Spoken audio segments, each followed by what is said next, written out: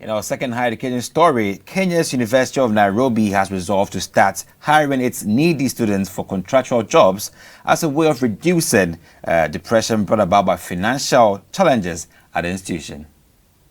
Vice-Chancellor of the University of Nairobi, Prof. Stephen Kaima, said the Dean of Students and the Career Office have been charged to identify deserving students to be given the jobs while still undertaking their studies. He said empowering their students with jobs that they can do for a small pay made more sense than giving the jobs to outsiders. Speaking to Taika during an unaware walk by University of Nairobi students and their Mount Kenya University counterpart dubbed 03, which was organized by UNESCO over the weekend. Prof. Kaima said depression at the university that has led to suicide and other ills was an issue of concern that needs immediate solution. He said student leaders and deans in all universities need to raise their awareness levels to monitor and help students in the red zone due to mental health issues. Depression among university students is a concern that has led to not only suicide but also unplanned pregnancies, HIV/AIDS, school dropouts, among others.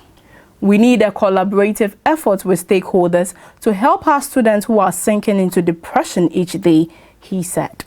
Mount Kenyan University Vice-Chancellor, Prof. Duratus Jakani, said student leaders and school clinics have to deal with depression cases among the students each day, making it a matter of great apprehension. He said through stakeholder participation, talks on agenda-based violence, sexual and reproductive health, and rights and mental health, which triggers depression, will be mainstream in the school as a core curriculum activity. The Vice-Chancellor said the students were feeling the heat of a bad economy and, if not well guided, risk contracting HIV/AIDS and getting unplanned pregnancies. Depression and mental health illness is a concern in almost all the universities.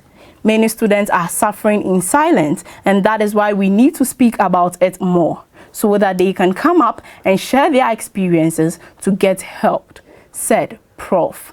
UNESCO Regional Director of Eastern Africa, Prof. Herbert Jensen, said the program aims to bring on board universities in managing the mental aspect of their students. From the University of Rwanda, and I must say that I am actually very happy that for once the issue of mental health is being addressed in a university in Africa. But I'd want us to discuss some of the mental health issues that can arise from various universities. Okay, so first of all, I would say the issue of mental health in the academic arena hasn't gotten the attention that it needs, especially in the African education sector. So according to Dr. Jackie Ayers, Director of Mental Health Service at the University of Florida, she says that some of the most common mental health problems we see on our campuses these days are depression, stress, anxiety, disorders, and then others. And you know, I couldn't agree less with her, because these mental issues are likely linked to finances, examination, peer pressure, to engage in social vices, and then others. And I would say there was an instance in Legon, there was an instance way back in 2014 here in Ghana, where a level 100 students from the University of Education, Winneba, had to commit suicide because he failed examination. You know, with all these things happening to our students, and even when you talk to them, the words they bring out, you know, that's depression in them, you know, should be looked at, because I feel it's a problem that needs more attention. You know, it's very sad, because that person isn't the only person in Africa or in Ghana who has committed suicide due to depression. I mean, I think a lot of universities can give you reports of suicide that has occurred due to depression. True. So I think this is a great one. I would want us to assess the actions taken by the University of Nairobi in addressing the threat of mental health in students. Ajman? You know, I find it so fascinating that Professor Kiyama of the University of Nairobi took this action.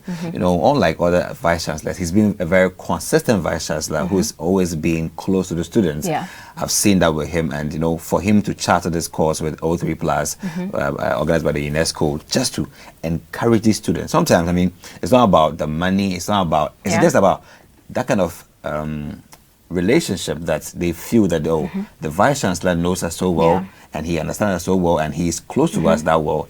Alone can take away the burdens of these students and make them feel very free. So he went on a walk with these students, and I mean, finding your vice chancellor so close to you on this walk, smiling with you, laughing with you, and interacting with you about what your issues are, and he instructed the institution that, okay, now from henceforth, any job opportunity you find in this place, give it to the students. Exactly, instead of giving it to outsiders. I mean, they deserve it. And that is so remarkable, and I believe it's worth emulating. Exactly. I was actually very glad when Jemima pointed out some effects of this and some causes, actually, when she mentioned that sometimes people get depressed, students get depressed as a result of financial issues. Some also get depressed as a result of emotional challenges. So I think this is a very good one coming from Professor Kiama, where you could clearly see that they have done their research.